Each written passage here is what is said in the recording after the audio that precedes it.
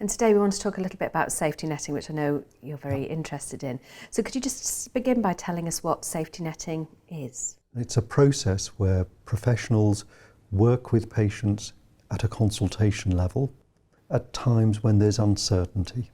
And the uncertainty might be around a particular diagnosis, or it may be uncertainty around the results of investigations. Along with that consultation-based part of safety netting, we also have an element which is to do with a system that supports safety netting within the practice.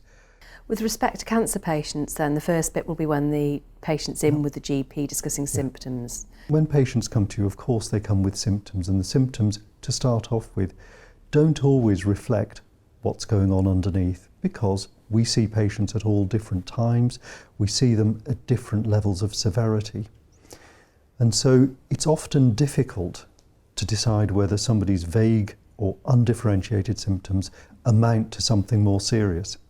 So at that level, as GPs, we might say to the patient to come back, to keep a diary, or to be aware of the red flags. And that is part of our original consultation model of safety netting with an individual. And some of us can choose to enforce that with giving patients added information in the form of written information, or asking the patient to either make an appointment themselves if their symptoms don't resolve, or even make an appointment ourselves for that patient to attend in future. Do you find that timescales are useful when you're safety netting clinically? There are many things where we would expect a self-limiting illness to resolve within a few days, but there are often situations where it's unclear whether this is going to be self-limiting or not.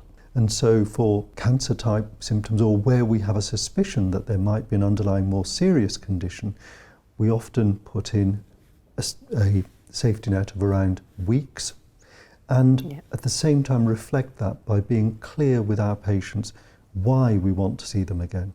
And this is an important part of safety netting, that whole communication with the person to whom it matters most, our patients, about what they do if things don't improve, but also what they do if things change and they're worried. For a long time, practices have been encouraged to track and safety net suspected cancer referrals. Yes. I'm just wondering whether you've got any advice on that as well. Even though we've been tracking referrals, one of the things that we know is that everywhere in England we have patients missing their 2-week wait appointments. One of the things that you can do with electronic referrals is you can track them and see if patients have been seen. What many practices are doing now is developing systems where those patients are actively safety netted.